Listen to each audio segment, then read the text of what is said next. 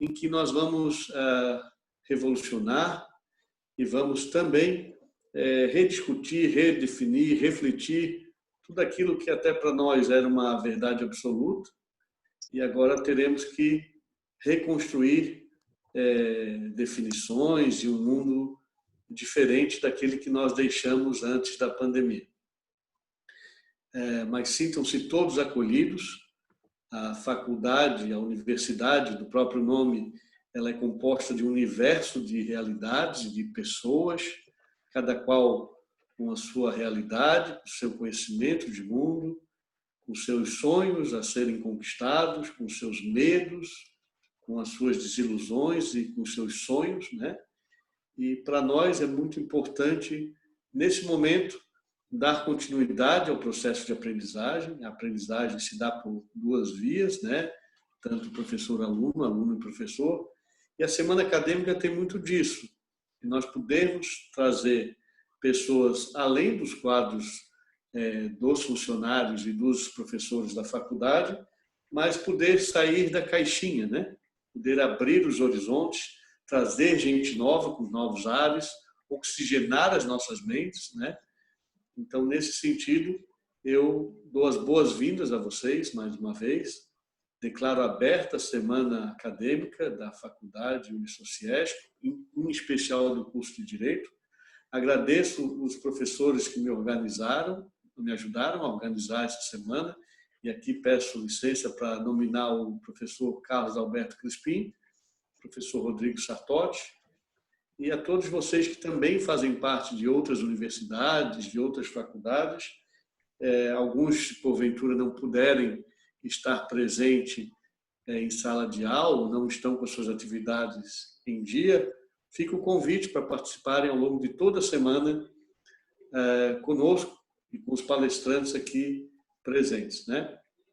Professor Crispim, eu gostaria de lhe franquear a palavra, se o senhor puder fazer a gentileza de apresentar o que nós vamos ter ao longo da semana, né? E deixo, já indo para os finalmente da minha recepção, deixo aqui um abraço caloroso a todos vocês. Redobrem a atenção de vocês, a higiene e a alimentação. Agora, há poucos minutos, tomei ciência de que o prefeito de Florianópolis voltou a ter medidas restritivas. Então, novamente, nós vamos dar mais um passinho para trás para poder garantir outros passos à frente. Então, peço a colaboração de todos vocês, né? É sabido que a paciência já está um pouco convalidada, é sabido que nós temos que redescobrir outras formas de aprender, de trabalhar, de conviver, né? Mas que a gente possa superar tudo isso com resiliência, né? E aí eu encerro com palavras que não são minhas, mas de um psiquiatra europeu, de nome Carl Jung, que ele dizia para que a gente deve aprender todas as teorias e dominar todas as técnicas, mas ao tocar uma alma humana, sejamos sempre uma outra alma humana, né? Nós temos já mais de 50 mil mortos só no Brasil.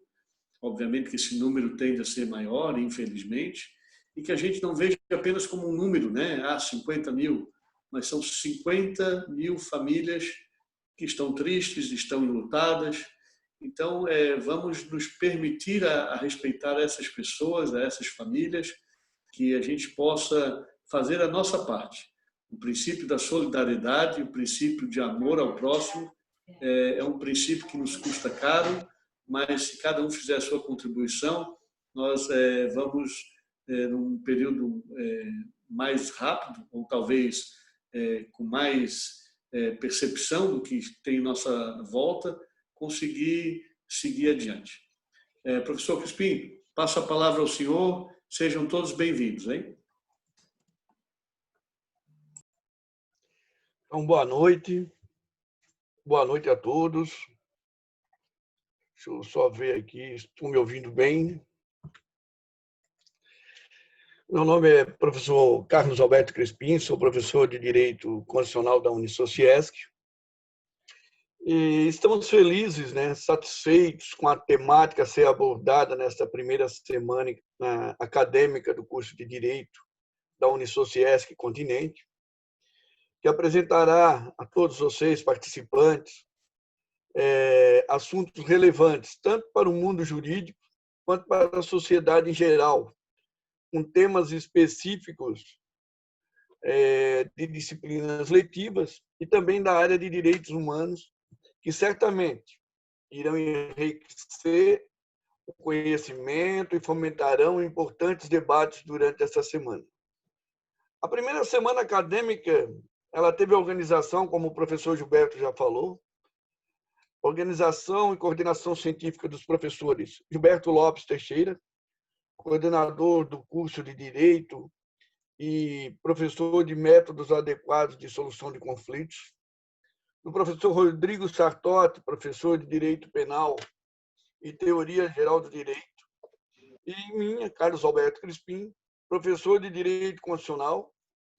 Ainda contou com o apoio de todos os professores do curso de Direito da Unisociesc, da direção da universidade, do marketing institucional da Unisociesc, e teve a organização promocional da funcionária, que eu tenho que registrar todo o seu apoio, funcionária da Unisociesc, Maria Eduarda Vieira. Conseguimos hoje saber que alcançar a excelente marca de 344 inscritos nesta semana acadêmica. Então, resultado do trabalho e do apoio de todos os envolvidos, né? Por isso, nosso agradecimento a todos que se disponibilizaram a apoiar essa semana acadêmica. Registro que tudo foi pensado, organizado, preparado, com muita dedicação e zelo, para que essa semana acadêmica represente um marco para o nosso curso. Os palestrantes escolhidos, além do conhecimento jurídico e vasta bibliografia, representam uma visão crítica, atual, com forte embasamento jurídico e social, não somente sobre a abordagem a ser efetuada, mas também uma abordagem que vai permitir a construção de uma sociedade melhor. Assim, agradeço aos palestrantes, não somente os dessa noite, mas a todos que se dispuseram a brilhantar nosso evento. E já dou aqui as boas-vindas aos palestrantes dessa noite, Alisson Leandro Mascaro e Luciano Góes. Também gostaria de deixar registradas as boas-vindas aos acadêmicos de direito de nossa universidade, das demais instituições de ensino, de outras universidades, faculdades, aos professores da Unisociesc e professores de outras universidades que também estão assistindo nosso evento, advogados, demais profissionais da área jurídica e de outros ramos, bem como a comunidade e sociedade em geral, que igualmente busca, por intermédio dessas palestras, aperfeiçoar conhecimento. Eu desejo a todos uma excelente e proveitosa semana acadêmica, que são apresentações dos palestrantes dessa noite, e conduzirá o evento até o final do dia de hoje, até o final dessa noite. Então, mais uma vez, meu boa noite a todos vocês.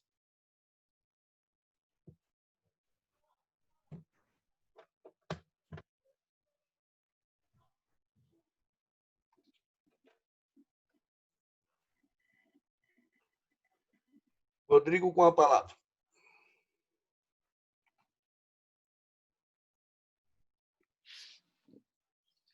Boa noite a todas e todos. É uma alegria ver essa sala, muito embora seja uma sala virtual, repleta de pessoas interessadas na nossa primeira semana acadêmica. Como o professor Crispim e o professor Gilberto já bem colocaram, nós realizamos essa semana acadêmica pensando na construção de um evento plural em todos os sentidos e pensando também no melhor para os nossos alunos e alunas. Sabemos que estamos passando por um momento bastante difícil e não é diferente na nossa universidade, mas desde o início de todo esse novo momento da nossa sociedade, nós tentamos ao máximo garantir a continuidade dos trabalhos acadêmicos aqui na Unisociesc. E por conta disso, decidimos manter a semana acadêmica, que já estava previamente prevista no nosso calendário desse ano, mantendo ela, né, num formato virtual neste ano, nessa primeira edição. Bom, para não me delongar mais aqui, a nossa noite de hoje, nós temos dois brilhantes professores, teóricos do direito, juristas, estudiosos, enfim, pessoas que eu admiro muito, tanto o professor Alisson Mascaro quanto o professor Luciano Góes. Os meus alunos e as minhas alunas que estão aqui presentes, eles sabem que tanto o professor Alisson quanto o professor Luciano são figuras semipresentes nas bibliografias das minhas disciplinas, tanto de Teoria Geral do Direito, quanto de Direito Penal 1 e 2. Né? O professor Alisson, inclusive, o texto dele, o livro dele, Introdução ao Estudo do Direito, é uma das leituras obrigatórias da nossa disciplina de Teoria Geral do Direito 1, dentre outros textos também do professor Alisson, que eu sempre disponibilizo aos alunos, artigos, enfim, e as sugestões também dos livros do professor Alisson. Então, por isso, é uma alegria muito grande receber o professor Alisson na noite de hoje aqui na Unisociesc, no nosso ambiente virtual, mas é uma alegria, então, recebê-lo hoje, pela importância que ele...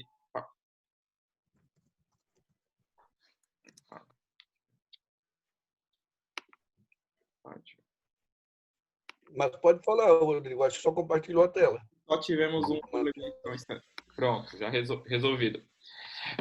Então é uma alegria muito grande receber o professor Alisson aqui, e mais uma vez quero agradecê-lo pela presença, pela sua disponibilidade. Quem acompanha os trabalhos do professor Alisson nas redes sociais, enfim, sabe que ele tem sido muito requisitado, né? Aliás, ele sempre é muito requisitado, mas nesse momento, sempre de muitas lives e ambientes, eventos virtuais, o professor Alisson tem sido ainda mais demandado. Então, nós agradecemos muito pela disponibilidade dele de estar conosco aqui hoje, de ter preparado uma fala especial aqui para os nossos alunos e alunas da Unisociesc para esse evento. Então, professor Alisson, mais uma vez, muitíssimo obrigado pela sua participação hoje. E também quero registrar que, além do professor Alisson, que estará conosco agora, né, a nossa primeira palestra dessa semana acadêmica, às 8h30, vamos tentar ser o mais pontuais possíveis, mas às 8h30 teremos a palestra, então, do professor Luciano Góes, que eu, daí, no horário, apresentarei ele com as devidas honras da casa. Mas, então, e nessa mesa inicial com o professor Alisson, nós também temos a presença, representando aqui os acadêmicos e acadêmicas do curso de Direito da Unisociesc, temos a presença do nosso aluno Sérgio Horácio Vieira Filho, representando aqui os estudantes nessa primeira mesa, nessa primeira palestra de hoje. O nosso aluno Sérgio, ele vai acompanhar aqui a fala do professor Alisson e, ao final, ele fará também um breve comentário, ao final da fala do professor Alisson. Bom, só então rapidamente para apresentar o nosso palestrante, né, o currículo resumido dele, tentar ser o mais breve possível, porque o professor Alisson, ele tem um currículo bastante extenso, né? Ele tem apesar de muito jovem ainda, ele tem uma larga produção acadêmica. Bom, o professor Alisson, ele é professor da Faculdade de Direito da Universidade de São Paulo, né, São Francisco, a USP. Ele é livre docente em Filosofia e Teoria Geral do Direito, também pela Universidade de São Paulo. Ele é doutor em Filosofia e Teoria Geral do Direito, também pela Universidade de São Paulo, e graduado em Direito, também pela Universidade de São Paulo. Ele atua também como advogado, ele é professor emérito e implantador de cursos de graduação e pós-graduação em Direito em várias instituições de ensino superior do país. Autor também, dentre outros vários livros e artigos científicos, do livro Crise e Golpe, do livro Estado e Forma Política, ambos publicados pela editora Boitempo. E também autor de Filosofia do Direito, e também do livro Introdução ao Estudo do Direito, que eu mencionei anteriormente, esses dois últimos pela editora Atlas. Ele atua principalmente nos seguintes temas: filosofia e teoria geral do direito, marxismo, Estado e política. Bom, professor Alisson, então, mais uma vez, seja muito bem-vindo ao Unisociesc, e a palavra é sua, conforme nós combinamos, mais ou menos, nós já combinamos uns 45 minutos, aí no final a gente abre, então, para para o comentário do aluno Sérgio e, se for necessário, também para perguntas, caso seja de interesse da plateia. Então, a palavra é toda sua, professor. Boa noite a todas e todos. É uma alegria encontrar os professores, as professoras, as alunas e os alunos de Florianópolis, aí do estado de Santa Catarina. Uma grande alegria, neste momento, falar a todas e todos neste ambiente virtual, mas, em nome do professor Rodrigo Sartotti, eu cumprimento a todas e todos que organizam e que participam deste evento que ora se inaugura.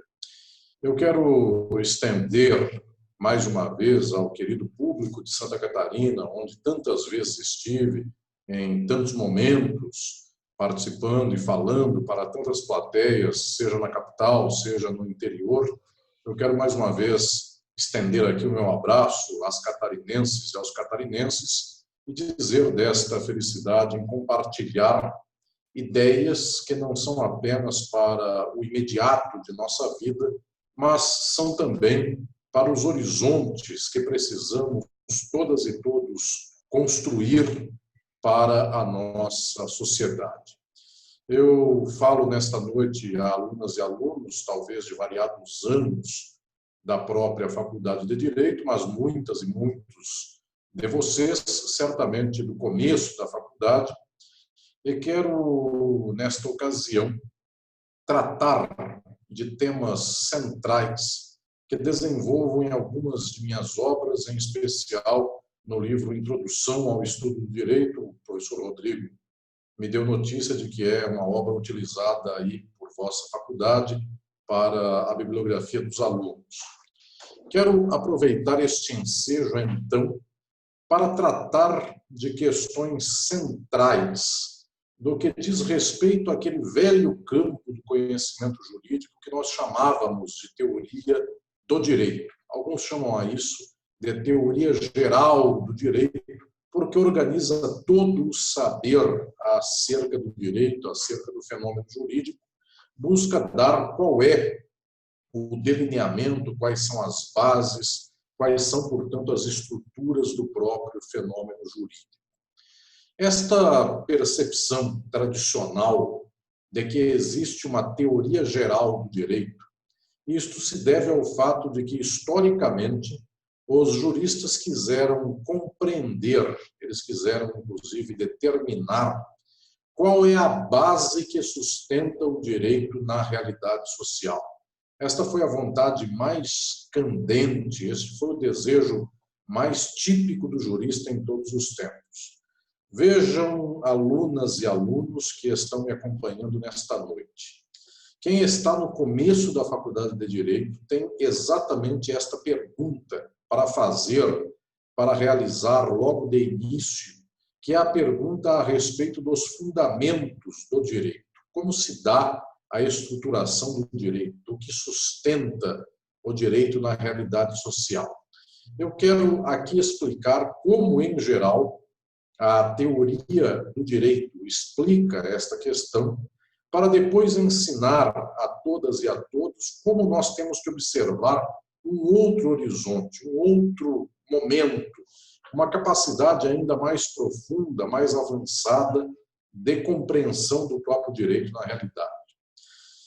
Tradicionalmente, observem que eu vou falar aqui, nós dizemos que o direito é compreendido, ele tem por fundamento a norma jurídica. Isto que desde o primeiro semestre da Faculdade de Direito já se tem como horizonte do que seria o trabalho do jurista. Então as pessoas dizem que o direito tem por sustento a norma jurídica. Isto é praticamente um senso comum jurídico em todo o mundo, não é só no Brasil. Por todos os povos, por todos os países, na atualidade, nós dizemos que o direito é um conjunto de normas. Então, com isso, nós tentamos fazer uma teoria geral do direito. Tudo o que for normativo diz respeito ao próprio direito. Tanto assim que depois vem uma pergunta muito célebre entre os juristas sobre que tipo é este de norma que constitui o direito é que organiza o direito? E a resposta é muito simples. Para a maioria das pessoas, costuma-se dizer que o direito é um conjunto de normas, sendo estas normas que saem, que são promulgadas, que são sustentadas pelos estados. Então, o Estado brasileiro, o Estado argentino, o Estado paraguaio, o Estado uruguaio, o Estado mexicano, português, qualquer Estado do mundo dá um conjunto de normas. Estas normas são as normas jurídicas, as normas do direito. Esta leitura que organiza a teoria geral do direito, eu quero aqui explicar o que falo lá no meu livro de Introdução ao Estudo do Direito. Esta leitura é chamada de juspositivismo. Esta palavra, para quem não a conhece, ou para quem a ouviu, mas não entendeu o que ela quer dizer, eu vou decompô-la. Juspositivismo, o jus aí vem de direito, vem nesta acepção antiga do latim, do ius, como direito, justiça. Direito positivo. Esse direito positivo quer dizer tão só e simplesmente direito posto, direito imposto pelo Estado por sobre todas as pessoas. Então, o direito seria esse direito que o Estado impõe para todas as pessoas. Esta seria a lógica do próprio direito. Portanto, aqui nós teríamos um horizonte pelo qual nós compreenderíamos o direito a partir de uma determinação advinda do Estado. Muito bem, esta é a leitura tradicional juspositivista. Contra quem ela fala? O que temos aqui de percepção fundamental desta leitura juspositivista? Ela fala contra toda uma tradição anterior, dos séculos XVIII, XVII, XVI, de muito tempo para trás, toda uma tradição que diz assim: o direito não é uma norma que veio do Estado. Para muita gente, anteriormente, o direito era uma organização advinda da moral, advinda da ética, advinda daquele que era o campo de uma organização dos costumes, da religião, da teologia. Então, muita gente no passado dizia assim: o direito é aquilo que seja conforme a Deus. Então, a lei de Deus é o direito. Então, a moral é o direito. E, claro, por Deus, por moral, por lei de Deus, as pessoas creem exatamente que sejam as leis ou normas ou falas da sua religião. Então, as pessoas imaginam sempre que sua religião é a verdadeira e, portanto, haveria um Deus que dá norma a partir daquilo que a sua religião assim determina. Contra essa leitura antiga, no século XIX surgiu esta outra leitura, que é a leitura do juspositivismo, que disse que o direito não advém de interpretações religiosas, porque pode haver e podem existir, claramente há, sociedades nas quais há pessoas de variadas religiões. Observem o caso do Brasil. No Brasil não há apenas uma religião.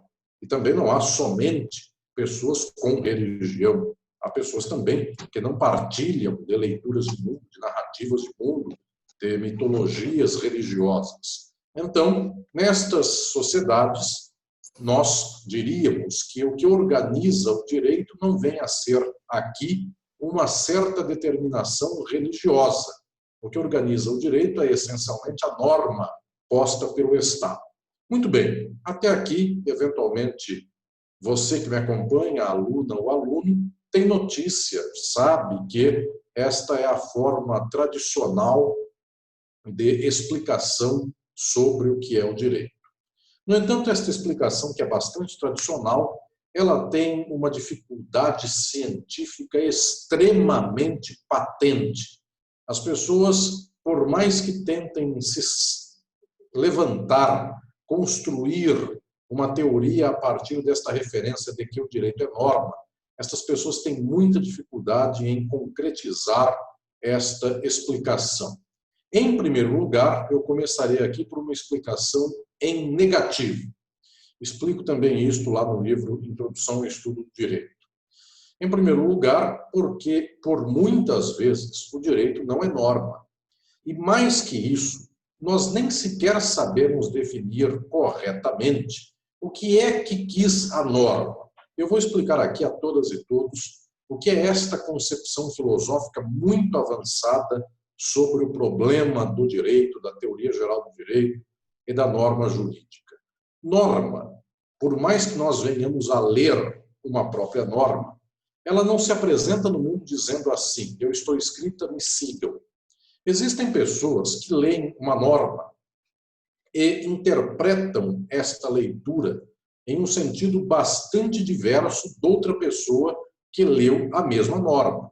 Então, quando os senhores dizem que um tribunal interpreta uma norma jurídica, as senhoras e os senhores sabem que, efetivamente, neste quadro que organiza a própria prática jurídica, se o tribunal mais alto de qualquer país, imaginem a Suprema Corte dos Estados Unidos, uma Corte Suprema em qualquer país da Europa, o STF no Brasil, se um tribunal disser que uma norma deve ser interpretada de um tal jeito, por mais que todas as demais pessoas leiam em sentido contrário, então este tribunal diz o que é a interpretação da norma. Efetivamente, não há uma norma que fale por si só. Há pessoas que dizem que a norma quis dizer isto ou aquilo. Então, no final das contas, a prática jurídica fala muito mais, tem muito mais verdade do que o papel da norma jurídica. Tanto assim que até um teórico do juspositivismo, o austríaco Hans Kelsen, um conhecido teórico do juspositivismo, diz que na hora da aplicação, na hora da prática, no momento da decisão, nós não temos aquela que é a interpretação autêntica, no sentido de que ela fosse verdadeira porque ela leu efetivamente o que a norma quis dizer e ela falou exatamente o que a norma exprimiu. A interpretação será autêntica, segundo Kelsen, porque o tribunal tem poder para dizer qualquer coisa sobre a interpretação. Então, a autenticidade não se deve ao fato de que se leu corretamente uma norma, mas simplesmente porque é o tribunal que manda cumprir a interpretação dele a respeito da norma. Todo o resto, por mais que se queira fazer uma interpretação bem elaborada, muito cotejada com outras doutrinas, tudo isso para Kelsen é simplesmente uma interpretação doutrinária. E a interpretação do tribunal, esta sim, é a chamada interpretação autêntica. Não porque seja melhor, simplesmente porque é de quem tem o poder. Isto já é um primeiro momento para nos mostrar que a norma jurídica não fala por si só. Ela não é necessariamente o coração do direito, como a explicação da teoria geral do direito costuma dar. Então, observem, eu estou tendo notícia de que o professor Rodrigo dá aula, inclusive, desta matéria, segue as minhas ideias, eu já o acompanho na sua formação de pós-graduação também, lá na Universidade Federal de Santa Catarina. Eu quero aqui dizer a todas e todos que já de início nós não conseguimos observar como a norma jurídica é o sustentáculo do direito. Se um tribunal pode interpretar a norma do jeito que ele quiser. Mas mais do que isso, existem muitos autores, eu falo lá no livro de Introdução ao Estudo do Direito, existem muitos autores que dizem que o fenômeno jurídico muito pouco tem ligação com a norma jurídica. E pasmem, vocês que me acompanham, agora é algo que mexe com o senso comum de quem lida com o direito, de quem trabalha com o conhecimento jurídico, de quem estuda, de quem reflete sobre o direito. Existem muitos pensadores que dizem que o direito não é a norma jurídica. Eu dou vários exemplos, eu escrevo isso nos meus livros, e eu desenvolvo de um modo mais avançado essas ideias numa outra obra minha, que é o livro de Filosofia do Direito, também editora Atlas, tal qual o livro de Introdução ao Estudo do Direito. Bem, existem pensadores como Gadamer, um grande filósofo alemão do século XX, Foucault, outro enorme filósofo francês do século XX. Estes pensadores falam que o direito não é normativo. O direito é uma expressão do poder. Houve também um famoso, um enorme pensador do direito alemão, que foi Carl Schmitt, e este pensador disse assim no século XX: o poder principal do direito não é de quem segue a norma jurídica, mas é de quem quebra a norma jurídica. Quem quebrou a norma revelou a verdade do direito. Existe uma norma e existe aquele momento, aquela circunstância, ou aquela pessoa, ou aquelas pessoas para as quais aquela norma não vale. Então, disse Carl Schmitt, disse Gadamer, disse Foucault, nós temos efetivamente uma verdade do direito para além daquela que é a norma jurídica. Como é que isto se explica? Eu dou aqui alguns exemplos e as alunas e os alunos rapidamente entenderão como o discurso justpositivista não alcança a realidade profunda do próprio direito. Em primeiro lugar, os senhores veem pela Constituição do Brasil, para pegar o exemplo do Brasil, todos os países do mundo têm o mesmo problema e o mesmo padrão. A Constituição do Brasil elenca e afirma uma série de direitos. Portanto, por lá estão direitos civis, direitos de igualdade, direitos de expressão, direitos de liberdade. Estão por lá direitos sociais, direito à habitação, direito à saúde, direito à educação, e a maior parte do nosso povo não tem casa, nem escola, nem remédio. Então a norma está lá e a prática é outra. Os senhores observem que o Brasil abomina por toda a normativa brasileira, por tudo aquilo que seja a organização do arcabouço jurídico do país. Efetivamente, o direito brasileiro abomina a tortura e se continua torturando na realidade brasileira. Nos Estados Unidos da América, essa nação também, por meio do seu direito, abomina a tortura. E os senhores viram, faz 20 dias, o horror de um caso de tortura seguida da morte do torturado, que gerou, inclusive, uma manifestação popular de massa por muitos locais dos Estados Unidos e até de outros países, do exterior. Muito bem. O que estou dizendo é que as normas jurídicas não são a verdade do direito, em nenhum país do mundo. Existe uma verdade que Michel Foucault chamava de microfísica, uma verdade pequena. O microfísica aqui é uma realidade pequena, escondida, que nós não vemos. Pessoas dominam outras, não é por causa da lei, é pelo dinheiro, é pelo poder, é pela arma, é por toda uma série de relações sociais que faz, uma série que organiza aqui esta realidade de pessoas mandando e pessoas sendo submetidas. Isto organiza o direito de modo muito mais patente, de modo muito mais claro do que propriamente a norma jurídica.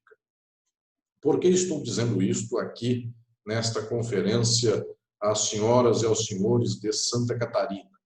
Porque efetivamente neste quadro, neste modelo que nós temos de explicação de mundo, que é um modelo justpositivista, eventualmente alguma aluna ou algum aluno de direito poderiam dizer assim: eu quero melhorar a sociedade. Como é que se melhoraria a sociedade? As pessoas falariam: eu vou criar uma norma que possa melhorar o quadro social. É exatamente contra isto que eu quero falar nesta noite, e eu quero melhorar o conhecimento, a reflexão e o horizonte de compreensão de você que me acompanha neste momento.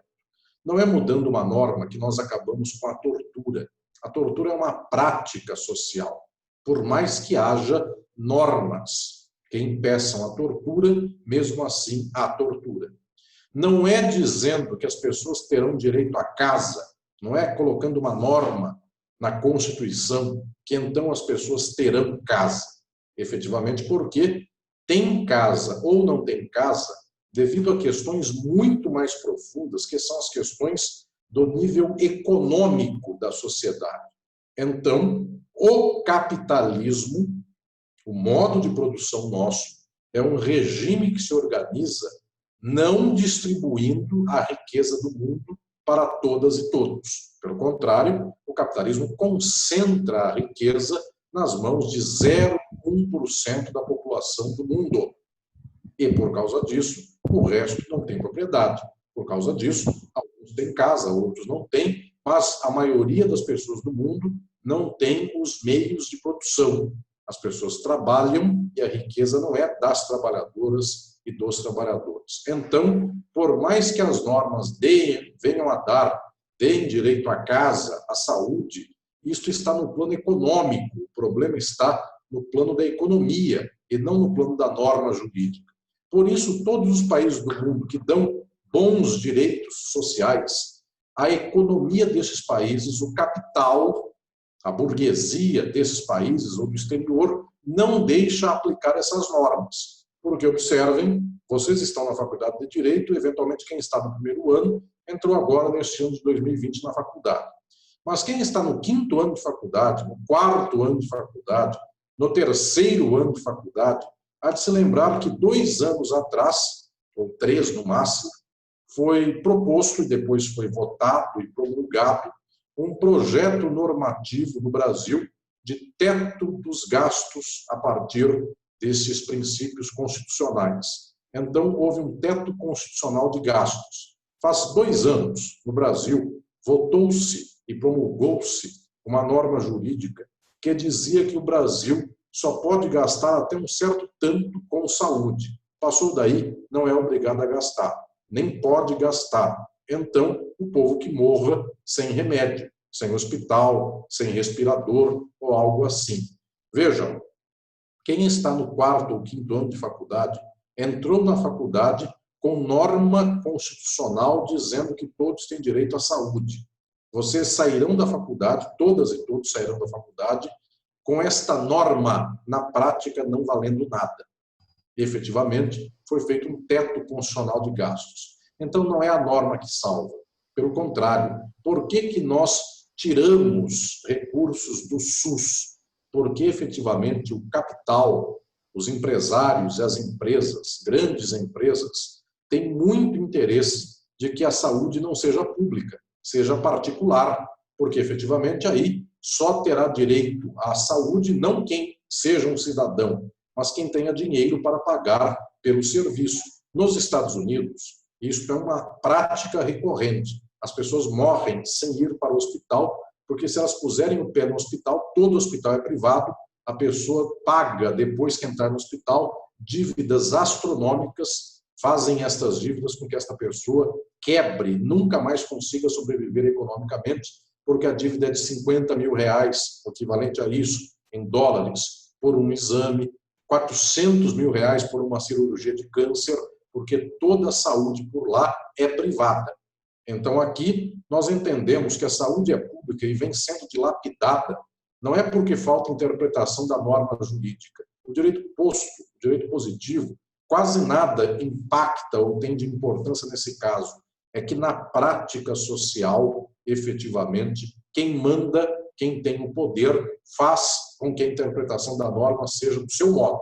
E observem, eu quero também aqui lembrar a todas e todos, há uma tradição no país, hoje talvez pelo fato de que a imprensa alternativa, blogs, alguns sites, alguns jornalistas progressistas denunciam este fato, mas há uma tradição no Brasil, e houve muito pronunciadamente uma tradição no Brasil, de que os grandes bancos do país juntavam ministros de tribunal, desembargadores e juízes para encontros à beira-mar, em espaços paradisíacos, Trancoso, na Bahia, aí em Florianópolis, outros lugares mais do Brasil. Esses bancos pagavam desembargadoras e desembargadores, ministras e ministros, juízes e juízas de tribunais, para que eles pensassem juntos, no meio destas festas, aquilo que era o interesse dos bancos. Resultado, os bancos sempre ganharam a melhor interpretação do Poder Judiciário. O que estou dizendo aqui é que a norma não fala por si só.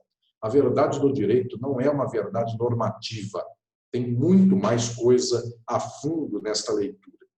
Então, agora eu quero ensinar a todas e todos aquela que é a leitura mais avançada para compreender a verdade do direito na sociedade. Esta leitura, lá no livro de Introdução ao Estudo do Direito, também no livro de Filosofia do Direito, eu chamo esta leitura de crítica, porque a palavra crítica é a palavra mais bonita que existe na filosofia. A palavra crítica é aquela que quer falar, quer dizer respeito, em relação à possibilidade de pensarmos, não com o senso comum, não conforme todo mundo pensa, mas de refletirmos sobre as coisas, sobre o mundo, a partir de um ângulo que possa desbastar a verdadeira natureza daquilo que estamos estudando. Então, esta leitura crítica eu a desenvolvo lá no livro de Introdução ao Estudo do Direito, dizendo que esta percepção, quando ela vai buscar compreender o direito, ela descobre algumas questões centrais. A mais importante, esta descoberta foi realizada no século XIX pelo único grande filósofo da história que tinha formação em direito. De todos os grandes filósofos da história, ninguém foi formado em direito. Porque no passado, inclusive, Sócrates, Platão e Aristóteles, naquele tempo não havia faculdade. Na Idade Média, os filósofos eram teólogos. Na Idade Moderna, alguns filósofos eram astrônomos, outros eram teólogos também. E na Idade Contemporânea, a maior parte dos filósofos é formada em filosofia. De todos os grandes filósofos da humanidade, o único grande filósofo formado em direito foi Karl Marx, no século XIX. Marx aprendeu direito por dentro. E Marx aprendeu no século XIX, vendo na Faculdade de Direito na Alemanha, como se dava a explicação do direito. Marx desenvolveu uma tese central de que o direito, como nós o conhecemos na Idade Contemporânea, ele é organizado, ele é determinado pelas relações de produção do capitalismo. Porque, efetivamente, no capitalismo, agora eu quero explicar aqui esse fundamento crítico do próprio direito, no capitalismo, o capital de quem tem este dinheiro, esta riqueza, não é garantido pelo próprio capitalista. Vejam se entendem, alunas e alunos, a diferença do capitalismo para os outros modos de produção. Quando nós falamos de feudalismo, vocês fizeram ensino médio, vocês lembram lá da faculdade, da disciplina de História no ensino médio. Quando nós fizemos o ensino médio, se ensinava por lá que no feudalismo havia um senhor feudal que explorava os servos. E no escravismo, modo de produção do passado, Roma antiga, Grécia antiga, Israel, Palestina no tempo dos hebreus da Bíblia, estas sociedades eram sociedades escravistas. Como é que alguém trabalhava para alguém e era explorado por alguém nestas sociedades? Pelo chicote, pela força.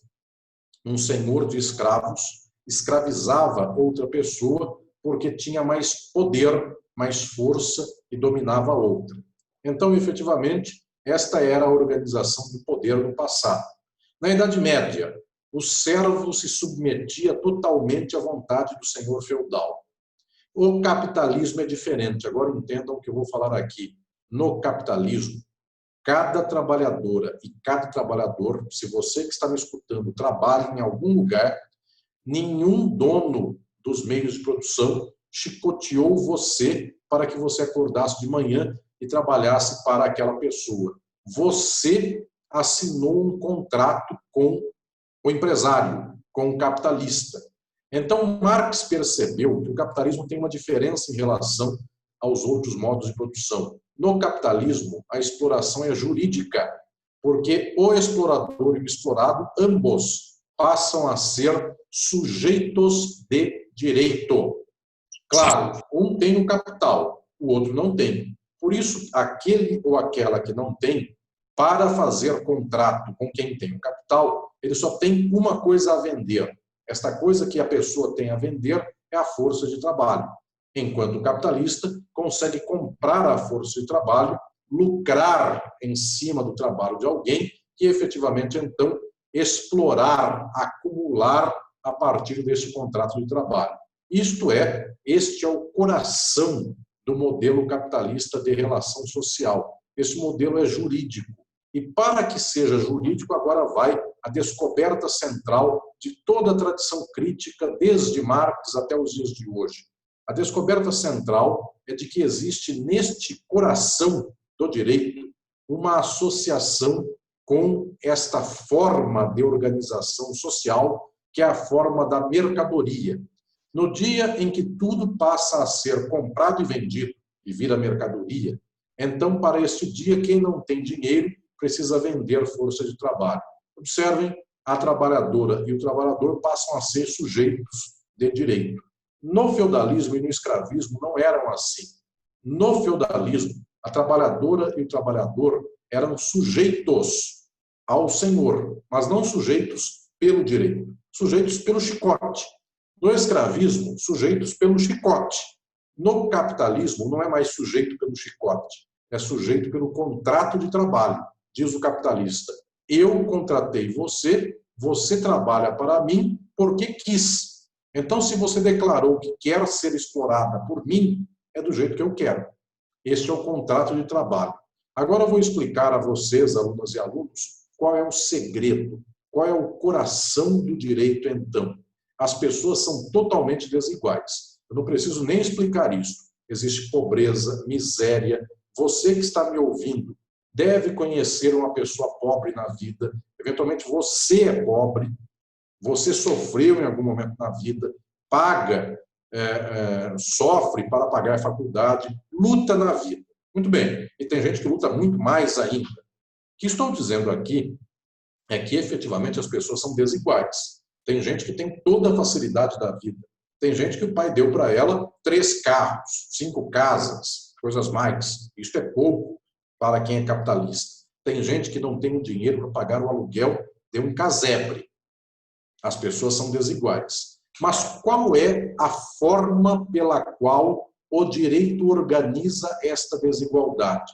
O direito chama a pessoa mais rica e a pessoa mais pobre, o direito trata ambas como se fossem equivalentes, iguais. Então, o capitalista e o trabalhador, o direito chama os dois de igual. Com isto, o capitalista e o trabalhador podem fazer trabalho, acordo de trabalho, dizendo: eu livremente trabalho para ele. Ele diz: eu livremente contrato aquele outro. Vejam, quando vocês vão abrir uma conta no banco, ou vão discutir lá no banco uma dívida que vocês tenham, o banco faz um contrato com vocês. E pasmem, o banco e vocês, no contrato, são considerados iguais perante o direito. E por que são considerados iguais? Porque na igualdade se funda a desigualdade. Então, observem qual é a questão central daquilo que é a leitura concreta, científica do direito. A verdade do direito não é a norma jurídica. A verdade do direito é o fato de que as pessoas na sociedade capitalista são desiguais e nós organizamos a exploração social mediante um instrumento de igualdade. Para que as pessoas sejam desiguais, o instrumento é jurídico, ou seja, um instrumento de igualdade. Com isto, alunas e alunos, qual é a descoberta central? Posso modificar as normas do jeito que eu quiser. Efetivamente, existe uma desigualdade que o direito nunca alcança e nunca muda. Pelo contrário, o direito legitima. O direito chama o maior capitalista e a mais pobre das pessoas, o direito as chama de iguais. Eu falarei um último exemplo sobre a questão do Estado, para que entendam como é que isso é a mesma coisa quanto ao Estado. O direito diz que todos nós somos iguais no que tange à organização estatal. O que quer dizer com isso? Nós estamos em 2020. Neste ano, se a pandemia permitir, nós teremos eleição municipal. Então, aí em Florianópolis, São José, por todo o interior de Santa Catarina, por todos os lugares do Brasil, nós teremos eleições municipais. Muito bem, vocês dizem assim: ah, que bonito é o direito, porque na hora que eu chego na urna eletrônica, eu aperto um voto e eu valho um voto. Uma outra pessoa chega na urna eletrônica, aperta o botão, também vale um voto. Qual é a conclusão? As pessoas, cada qual tem um voto, então as pessoas são iguais umas às outras. Este é o discurso jurídico. Esse é o discurso do Estado, de que são as pessoas iguais, todas são cidadãs. No entanto, eu quero dizer a vocês agora qual é a verdade profunda disso tudo. Vocês sabem que quem tem o poder econômico decide o que a gente vai votar. Então, a televisão, os grandes canais de televisão, de rádio, os grandes jornais, eles dizem: fulano, não se pode votar nele, ele é bandido. O outro fulano, esse é bom. E bom é sempre bom para o capital. Tanto é que o povão, em qualquer país do mundo, o povão é sempre bombardeado para votar em favor do capital. Raramente o povão pensou por conta própria e escolheu votar para aquilo que fosse o seu interesse. É sempre o interesse do capital. Muito bem, nós somos iguais perante o Estado e o direito. E nós somos profundamente desiguais, porque o dono do banco, o dono da rede de televisão, eles vão para a urna e eles apertam um botão uma vez só. Eles valem um voto. Nós também valemos um voto. Só que o dono do banco financia a campanha, financia o Estado, financia o interesse dele para vir em dobro, em triplo depois, e o dono da televisão bombardeia a nossa cabeça. E a gente, no máximo, fala para 5, 6 pessoas do nosso lado, para as famílias ou para os amigos, ou seja, nós não somos iguais. Efetivamente, o que estou dizendo aqui é que aquela que é a alma do direito, pasmem, não é a justiça, é a exploração. O direito foi organizado para explorar a sociedade, só que esta sociedade, a capitalista, porque a feudal e a escravista do passado se organizavam para explorar sem o direito. Estou dizendo tudo isso abrindo a cabeça de vocês, formando a cabeça de vocês para o ponto central com o qual eu quero concluir esta conferência na noite de hoje. Qual é o ponto central, a questão central? Alunas e alunos, formem-se na Faculdade de Direito não para dizer que o mundo no qual alguns têm tudo e a maioria não tem nada, este mundo é justo.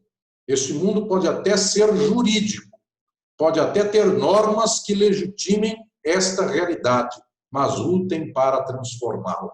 A minha mensagem a Santa Catarina, a minha mensagem aos alunos e às alunas desta instituição é para que pensem de modo mais amplo, mais científico, crítico, para que possam então saber que ser jurista não é só decorar a norma, não é só saber quais são as instituições, porque eventualmente estas normas e estas instituições são a exploração e são a injustiça.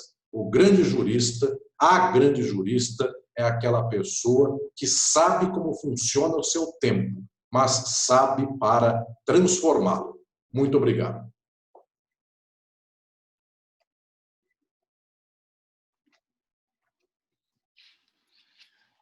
Professor Alisson, mais uma vez, muito obrigado pela sua brilhante explanação, brilhante palestra. Acompanhei aqui os vários elogios que vieram aqui pelo chat. É sempre uma honra, sempre um prazer ouvi-lo, ler os seus textos, ter o senhor conosco. Então, mais uma vez, obrigado por estar aqui conosco.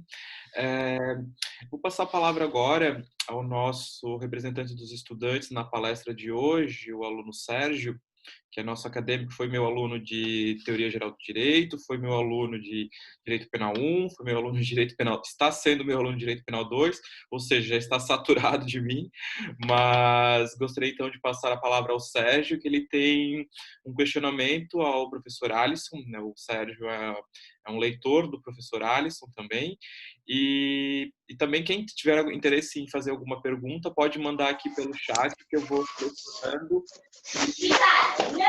ao professor Alisson na sequência. A gente faz um bloco de perguntas, nós temos ainda um tempo razoável até a próxima palestra, então dá tempo para nós conversarmos um pouquinho aqui, se o professor também estiver disponível para mais alguns questionamentos. Certo? Então passo a palavra ao Sérgio. Sérgio, cadê você? Oi, estou aqui. Todos me ouvem bem? Estamos te ouvindo, Sérgio. Pode falar. Sim, Sérgio. Que bom. Boa noite, professor Dr. Alisson Mascaro. Boa noite a todas e todos. Professor Rodrigo Sartotti, professor Carlos Alberto Crispim. Nosso muito obrigado, professor Alisson, pela sua palestra, pela sua explanação nessa noite. Tenho certeza que a sua fala foi de grande valia para todos. Sempre que tenho a oportunidade de ouvi-lo, acabo me emocionando, porque realmente essas palavras tocam o nosso coração e nos levam aí a ter um pensamento crítico do direito, né? O meu questionamento que eu anotei para fazer para o senhor nessa noite esse respeito é que o senhor fala em alguns textos que é impossível propor uma transformação social efetiva por vias jurídicas ou estatais, né? Então, peço por gentileza se o senhor puder explicar um pouco mais essa afirmação. Por que é impossível apostar numa transformação social radical por meio do direito, né? Acredito que essa é uma questão muito importante, principalmente para aqueles e para aquelas que pensam numa sociedade mais justa, mais igualitária, mais fraterna. Então, se o senhor puder explicar um pouco essa afirmação, serei grato. Muito obrigado, professor Alisson. Boa noite a todos. Obrigado, agradeço a pergunta do aluno Sérgio e também com esta pergunta eu cumprimento as alunas e aos alunos desta instituição nesta ocasião. É uma alegria esta interlocução, falar a todas e todos vocês neste momento. Quando se diz que a transformação do mundo será via jurídica, em geral nós falamos de um modo bastante cansado, bastante acomodado sobre a transformação social. O que eu quero dizer com isso? Nós dizemos assim, vamos melhorar a sociedade fazendo uma boa lei. No entanto, qual é o problema de pensarmos nesse modo acomodado? Alguém dizer que transformará a sociedade fazendo uma boa lei equivale a dizer assim, eu quero, na base do pensamento positivo, ter dinheiro, curar minhas doenças, viver em paz e tudo mais acontecerá. Eu quero ser rico na base da autoajuda. As pessoas dirão, é impossível se alguém não trabalha, não se esforça, não luta. Como é que alguém poderá ser rico? Não basta ler um livro de autoajuda. Ou então que a pessoa diga assim, se toda manhã eu acordar, olhar para o espelho e escrever assim, pegar um batom, uma moça pegar um batom e escrever assim no espelho. O meu dia de hoje será feliz. Então a pessoa diz, se eu escrever isso no espelho, ficar lendo, meu dia será maravilhoso. Minhas senhoras e meus senhores, por mais que pareça bonito pegar um batom e escrever no espelho, e por mais que os bons sentimentos possam aflorar nesta ocasião, não é assim que um dia será feliz. Porque imaginem que esta pessoa seja cortadora de cana. Então ela escreve no espelho, quero que meu dia seja feliz. Eu não estou dizendo que uma pessoa cortadora de cana não possa ser feliz. Aliás, em geral, é mais feliz do que um advogado, um jurista, um juiz ou um promotor, porque efetivamente essa pessoa se resolveu na vida com humildade. E quem vive no mundo jurídico sempre tem competitividade, alguém tem um título maior do que o dele, alguém tem um carro melhor do que o dele, então essa pessoa sofre.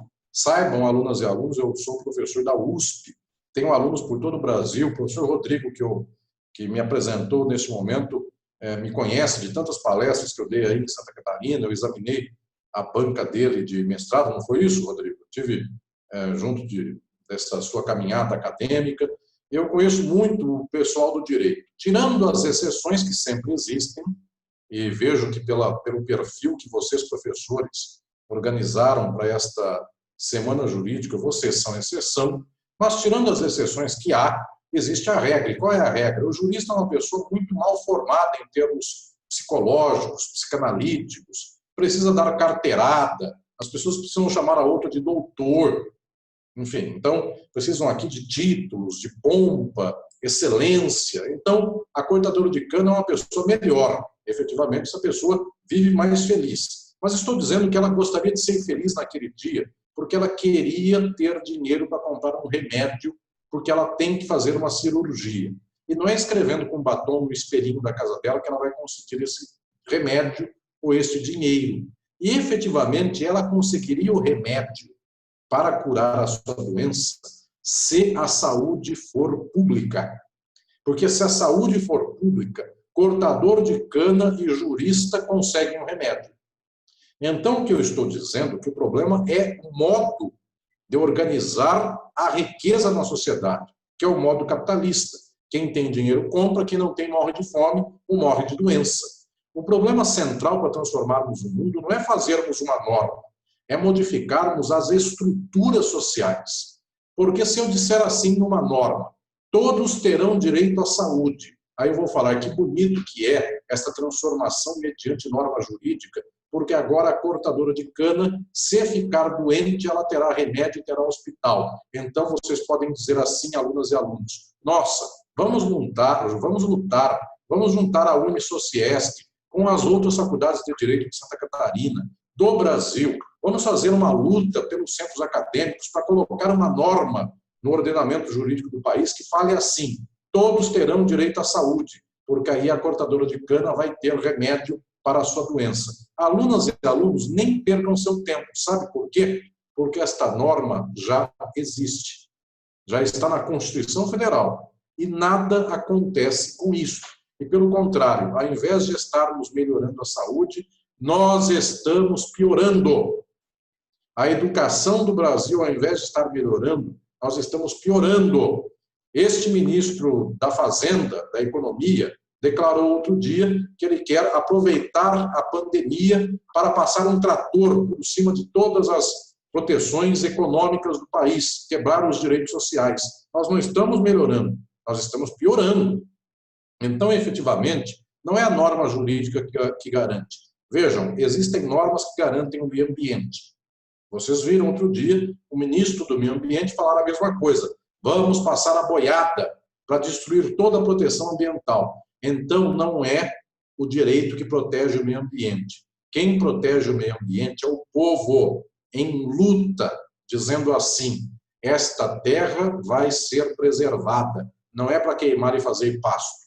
Só que as terras são propriedades privadas. Aí o dono da terra diz, a terra é minha, eu faço o que eu quero nela. E o direito, pasmem, garante a propriedade privada, garante que ele faça o que ele quiser na terra. Então, efetivamente, eu estou dizendo para vocês, não lutem mediante lutas jurídicas. O resultado disso é pífio, é pouca coisa. É tal qual alguém escrever no espelho, meu dia será feliz. Eu sei, a pessoa vai dizer assim, mas será que não tem um elemento, um efeito do pensamento positivo? Tem, residualmente tem. Será que se eu melhorar uma norma jurídica, eu não melhoro alguma coisa? Sim, residualmente melhora. Só que as grandes explorações são jurídicas. A propriedade privada, quem garante é o direito. Por isso, alunas e alunos, juntem-se com a luta progressista do mundo. Juntem-se, conscientizem-se, politizem-se todas e todos, para que saibam o que se passa com o mundo, para que lutem por uma sociedade transformada, sem o que nós decoraremos norma e ainda que nós consideremos que a norma jurídica seja boa, a sociedade será esta sociedade que, falando que todas e todos são iguais, nós organizamos mediante a igualdade a própria desigualdade. Continuam as pessoas desiguais. Pachucanes, um enorme pensador do direito do começo do século XX, Evguene Pachucanes, tem um livro central, chama-se Teoria Geral do Direito e Marxismo, traduzido inclusive para o português. Nesta obra, Pachucanes já disse, a aposta na via jurídica é a aposta na manutenção destas mesmas estruturas sociais. Nós precisamos transformar a sociedade, não manter a sociedade. Para isso, a mente de vocês deve ser crítica, o coração deve ser quente, as palavras e as mãos devem lutar, não em favor de nós mesmos, mas lutar em favor de quem não tem voz e não tem vez, lutar pela classe trabalhadora do mundo. Isto nos põe numa luta digna para que o mundo um dia não seja mais um mundo jurídico, seja um mundo de justiça. Bom, professor Alisson, sempre a gente está vivendo momentos tão difíceis, né? Daí ouvir um pouco da sua crítica tão profunda, tão radical, né, ao direito, acaba nos dando até uma injeção de ânimo para seguir em frente, né? Nós que somos operadores, né? Eu não gosto muito dessa palavra operadores, né? Somos trabalhadores do direito, professores, pessoas que trabalhamos com direito, estudantes, né? Ouvindo o senhor, lendo o que o senhor tem a nos dizer, né, nessa crítica tão forte ao direito, acaba nos dando um gás, né, uma esperança para seguir em frente. Bom, professor, nós tivemos aqui no chat algumas perguntas e várias, enfim, uma série de parabenizações ao senhor pela palestra, enfim, de mensagens de parabéns ao senhor. pela fala de hoje. Então, eu vou fazer então aqui um bloco, professor, rapidamente, das 3 perguntas que foram enviadas.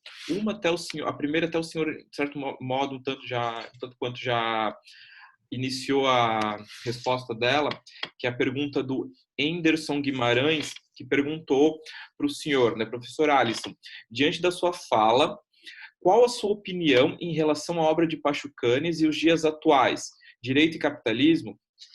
A Karen perguntou o seguinte: segundo a sua leitura crítica do direito, é justo que as pessoas sejam encarceradas por crimes contra o patrimônio? O que é patrimônio no capitalismo? E qual o caminho para entender as naturezas do encarceramento em massa no Brasil? É importante entender a responsabilidade do judiciário? Pergunta da Karen. E, por fim, a pergunta da Laura Souza, que fez o seguinte questionamento, professor. Gostaria um pouco de ouvir do professor Alisson em relação à formação do próprio direito e nossos órgãos que pensam e desenvolvem currículo. Existe uma bizarrice que forma a mente dos jovens de que existe neutralidade e que devemos ser neutros. Como podemos desenvolver uma crítica em relação a isso? Digo, a maioria dos currículos se esforça em tentar formar essa mentalidade dos estudantes, seja juízes, juízas, advogados, advogadas e demais campos de trabalho. Existe realmente uma possibilidade de neutralidade na atuação? Como ultrapassar isso, sendo que a base da mentalidade está sendo formada nessa ilusão? Uma pergunta bem complexa aqui da Laura, então, da Laura Souza. Então, foram essas 3 perguntas que foram enviadas, professor. Se o senhor puder, nós temos ainda alguns minutinhos, se o senhor puder responder, fazer algum comentário sobre esses 3 questionamentos, nós agradecemos. Perfeito. Eu agradeço as perguntas e cumprimento a todas e todos que se manifestaram. Eu pude ver que não foram só também perguntas, também várias manifestações de muito carinho. E antes de eu responder as perguntas, eu quero dizer aqui que esta minha conferência é uma conferência virtual. Via de regra, quando eu vou às faculdades, ao final faço autógrafo dos livros e converso com alunas e alunos, e nesse momento nós não temos esta ocasião desta conferência presencial, mas para esta plateia que me acompanha aí de Santa Catarina, eu deixarei o meu contato à disposição. Quem quiser depois pode me escrever, eu, na medida do possível, responderei, conversarei com todas e todos. Em algum momento no futuro, até farei o autógrafo ou numa visita minha a vocês em Santa Catarina, ou se alguém algum dia estiver em São Paulo, então deixarei o contato à disposição de todas e todos. Me lembrem que, ao final, eu passo este contato. Ou o professor Rodrigo também passa, tem meu contato, meu e-mail. Bem, eu quero aproveitar, então, estas perguntas. A pergunta do Anderson sobre Pachucanes. Pachucanes é um autor central. Ele deve ser muito lido, porque ele explica o quanto o problema do direito não é o problema da norma jurídica. O problema do direito é o capitalismo. Enquanto a sociedade do mundo achar a palavra capitalismo bonita, e qualquer palavra que seja para compartilhar, socialismo, comunismo, que vem de comum, é pegar um pão e dividir comumente para todos. Enquanto as pessoas tiverem vergonha de falar esta palavra comum e tiverem orgulho de dizer capital, um tem, todo o resto não tem, o mundo vai muito mal. Porque observem, a palavra companheiro, originalmente é uma palavra que vem da igreja. A igreja gostava da palavra companheiro. Os cristãos, lá, quase 2000 anos atrás, os primeiros cristãos, gostavam da palavra companheiro. Eles eram comunistas. Por que esta palavra companheiro era bonita? Porque em latim, companheiro vem de cum, com, panis. Isto é a origem de companheiro. Panis, em latim, quer dizer pão. E cum panis é pegar o pão e dividir com os outros. Companheira e companheiro é quem pega o pão e divide com os outros que estão passando fome. Isto é a coisa mais bonita que pode existir. Olhe qual é o problema de nossa sociedade. Para nossa sociedade, as pessoas terem aquilo que as outras não têm é o desejo, é o sucesso. Então, a nossa mente anda muito mal porque nós chamamos justiça de apropriação dos bens. Nós chamamos justiça de tomada dos meios de produção por alguns contra o resto. E por que nós dizemos isso? Porque, infelizmente, alunas e alunos, quem tiver a oportunidade, leia os meus livros. Por exemplo, quem quiser se aprofundar, pegue um livro meu que se chama Estado e Forma Política. Depois o professor Rodrigo pode passar aí o link do IED, do Filosofia, do Estado e Forma Política. Os 3 links pode jogar por aí. Eu sempre digo que a sociedade capitalista consegue uma proeza. Qual é a proeza? Ela forma a cabeça dos explorados. Os exploradores formam a cabeça dos explorados. De que jeito? Não deixam os explorados pensarem. Vejam vocês, alunas e alunos, vocês têm essa experiência. Por qualquer lugar do mundo é assim. Vejam, o nosso cérebro aguenta muita informação. Nosso cérebro é melhor do que qualquer computador. Tem coisa que vocês viram quando criança, está em algum lugar do cérebro de vocês. Se hoje vocês toparem de novo com a coisa, vocês não lembram nem direito o nome daquela coisa, mas vocês dizem, eu já vi. Então vocês são melhores do que um computador. Todos nós somos melhores que um computador. E por que a gente pensa de modo tão miserável? Vejam, em qualquer país do mundo, nos Estados Unidos, eu não vou falar do Brasil porque eu sei que vocês são sensíveis. Então, não preciso nem falar do Brasil. Eu não vou falar de quem é subordinado, eu vou falar do chefe, porque aí vocês não se ofendem. Vou falar do Trump. O Trump fala assim, vou fazer arminha e matar vagabundo. Vou matar o pobre. Vou matar o preto. Vou matar o mexicano. O povo bate palma. E o pobre bate palma para o Trump. E passa fome, mais ainda. E o Trump fala que não vai dar nenhum direito de saúde. E o povo vota no Trump e morre de coronavírus. Então a pergunta é, como é que pode o povo ser tão burro? A questão, eu não estou xingando o Brasil, estou xingando os Estados Unidos. Então, não estou falando que é só no Brasil, é por todo lado. Qualquer sociedade capitalista é assim. Eu vou explicar como é que funciona isso.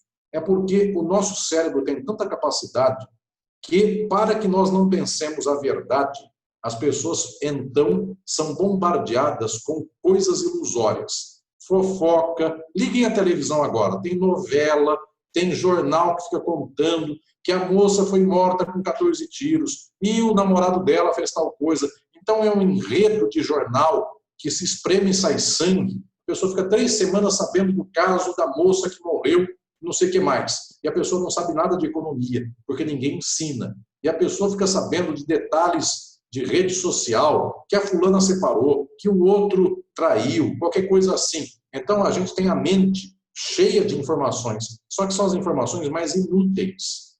Até hoje a gente não venceu ainda o absurdo religioso, porque as pessoas têm que ter um sentimento religioso racional, amar o próximo, querer bem aos outros. Isto é ser cristão ou qualquer outra religião, ou até falta de religião, mas é um bom sentimento humano. As pessoas não, elas saem matando as outras porque elas não creem na religião dela, elas não sabem nem entender um símbolo religioso.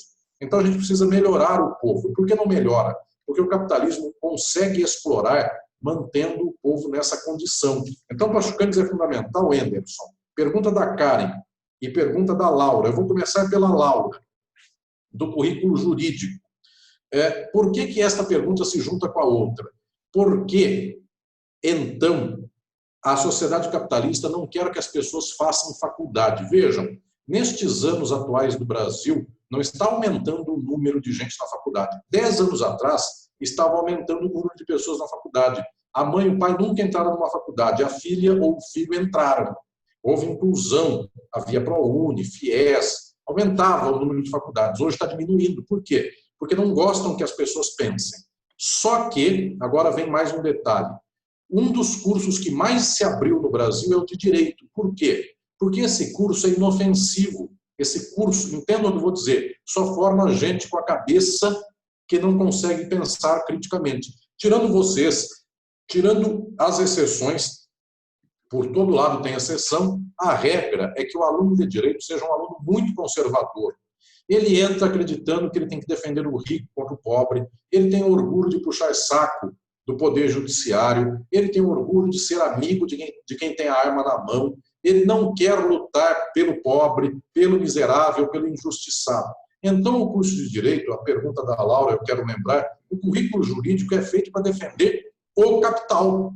Vocês aprendem muito pouco de coisa para defender o trabalhador. Vocês aprendem para o capital. Eu vou juntar agora com a pergunta da Karen. E, principalmente, o que se observa é a defesa do patrimônio. Tanto é que os crimes mais importantes são todos aqueles contra o patrimônio. Ninguém está ligando se as pessoas estão morrendo ou não. É sempre para defender o patrimônio, sempre é para defender o capital. Vejam, na média, uma faculdade de Direito no Brasil dá 1 ano de Direito do Trabalho e dá 5 de Direito Civil. O Direito Civil defende o capital. O Direito do Trabalho é 1 ano para defender o trabalhador. Agora, quantos são os capitalistas no Brasil? 1%. Quantos são os trabalhadores? 99% das pessoas. Nós não aprendemos a defender o trabalhador. Então, efetivamente, nós somos aqui constituídos ideologicamente pelo capital. Portanto, o capital pode dar risada. Por quê? Porque na hora que o povo vai na urna nos Estados Unidos, o capital não precisa fazer nada. O povo pensa conforme o capital ensinou para o povo. Então, o povo sempre vota no pior, no Trump, no Bush. Vocês já ouviram falar do George Bush? Vocês já ouviram falar do Ronald Reagan? O povo vota no pior. Efetivamente, na Alemanha, o povo votou no Hitler. A gente tem que lembrar isso. O Hitler não pegou o poder mediante um golpe apenas. Ele foi eleito. O povo vota no pior. Por quê? Porque o maquinário da cabeça está controlado. Então, efetivamente, aquela formação central, mais alta que vocês têm que ter é a formação crítica. E guardem o que eu falo. Eu falo sempre isso em conferências minhas, escrevo isso nos meus livros, eu recomendo, inclusive, que leiam esses livros. Depois o professor Rodrigo passa esses links, eu vou falar dos livros aí para vocês. E, efetivamente, eu digo uma questão que é central e vocês vão me entender. Tem hora que o analfabeto tem mais conhecimento crítico do que uma pessoa formada em direito. O analfabeto sabe que o mundo é injusto. O cortador de cana sabe que quando chega uma pessoa e diz você é igualzinho a um capitalista, você também vale o voto, o cortador de cana olha para aquilo, desconfiado, ele fala, puxa vida, essa pessoa está mentindo, está querendo me enganar. Jurista não, o jurista abre uma norma e fala, todos são iguais perante a lei. Ah, que beleza, o rico e o pobre são iguais. Então, alunas e alunos, tem vezes que eu prefiro falar para analfabeto. Ele me entende melhor do que falar para os doutores do direito. Porque os doutores do direito são arrogantes, eles acham que a lei será a solução de tudo. Eu estou falando para vocês, na faculdade, alguns de vocês ainda no começo da faculdade, porque é assim que se forma alguém melhor. É tirando do senso comum, é não caindo nesta arrogância dos doutores da lei. Jesus não gostava de falar com os doutores da lei. Ele dizia, deixai vir a mim as criancinhas. Elas entendem o que é a verdade do mundo. Eu também gosto de falar para os analfabetos, para os pobres, para as pessoas simples. Mas não precisa ser só analfabeto e pobre. Eu falo muito e com muita alegria para quem chegou na faculdade, mas ainda tem um coração de criança, o coração aberto para chorar com quem sofreu uma injustiça e para lutar para transformar o mundo. Vocês me acompanham e vocês estão comigo neste sentimento por um mundo melhor e pela transformação mediante a luta desta nossa realidade. Queridas e queridos, eu vou chamá-los e chamá-las assim. Foi uma enorme alegria fazer esta conferência a todas vocês. Eu deixo o meu contato, deixo o meu abraço à disposição de vocês. Um abraço querido para a minha querida Santa Catarina, onde eu tenho tantos alunos e alunas, onde eu recebi, inclusive na USP, orientando os meus de mestrado e doutorado. Vai um abraço especial à minha querida Santa Catarina e a vocês que lutam nesta terra de Santa Catarina para transformar não só essa terra, o nosso país, e transformar o mundo. Um grande abraço. Professor Alisson, antes de passar a palavra ao professor Rodrigo para finalizar, queria realmente agradecer, elogiar pelas reflexões. Eu também sou professor de Direito do Trabalho e sinto essa dificuldade de passar para os acadêmicos, né, a necessidade de uma visão crítica do mundo trabalhista. O senhor parabenizou aqui Santa Catarina, mas eu queria lhe dizer que nós estamos com gente assistindo do Espírito Santo, Minas Gerais, Paraná, Então, o público bem de estados diversificados, e isso só vem a enaltecer e ratificar, né, o seu brilhantismo, a sua referência, né, no mundo que estamos vivendo, no mundo acadêmico, no mundo jurídico, e os elogios nos fazem acreditar que começamos bem a semana acadêmica, de uma palestra crítica, uma palestra que faz o aluno estar voltado para a realidade. Muito obrigado. Eu passo a Professor Carlos Alberto, obrigado pelas palavras tão carinhosas. E eu tenho certeza que temos um coração unido no sentimento e na luta. Obrigado pela recepção. Muito obrigado. Eu passei, antes de passar a palavra para o professor Rodrigo, passei também a todos aqui uma comunidade do Facebook, dando notícias das minhas ideias, e fico aqui à disposição de todas e todos também. Quem quiser me escrever, professor Rodrigo, eu vou passar aqui o meu contato pessoal a quem quiser mandar um e-mail a mim. É este e-mail que aqui vai.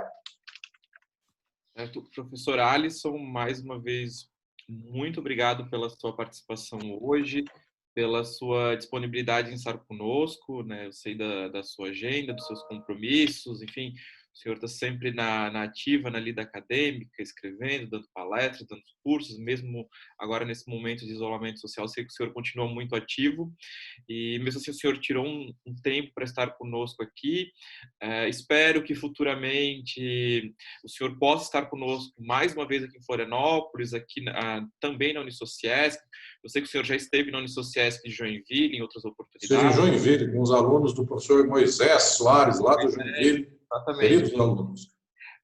Então, é um prazer recebê-lo aqui virtualmente, mas será um prazer recebê-lo futuramente, espero que em breve, presencialmente aqui na Unisociesc também, para que os nossos alunos possam estar com o senhor.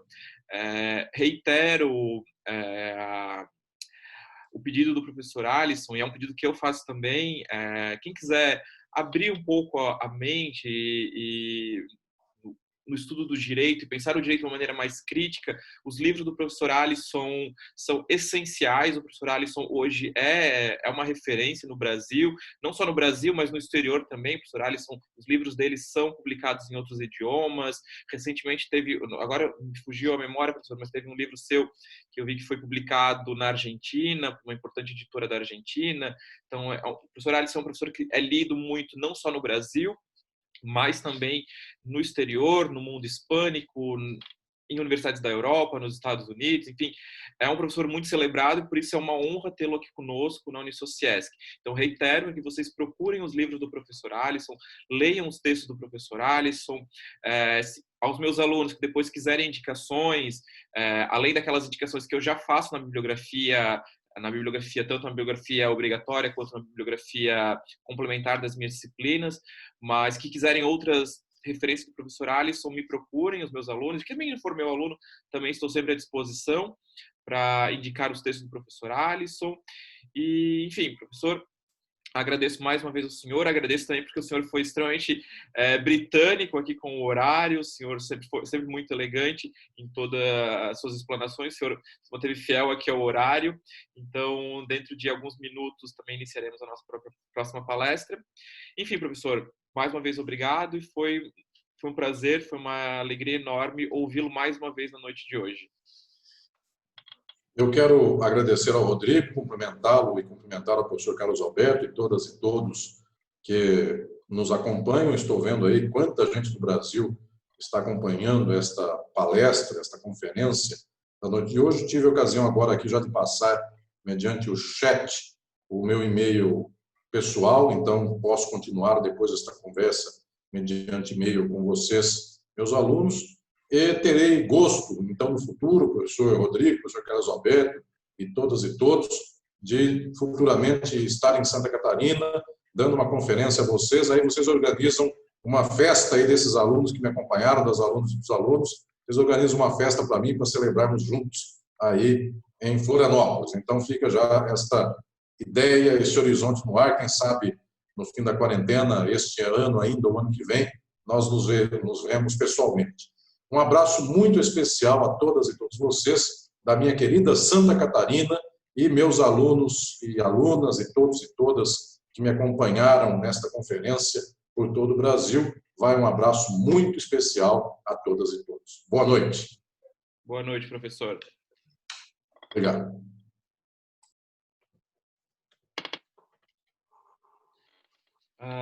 Pessoal, aos presentes, a quem ainda continua na sala, dentro de alguns minutos nós vamos iniciar a nossa próxima palestra da noite de hoje, conforme tínhamos programado, às 20h30, com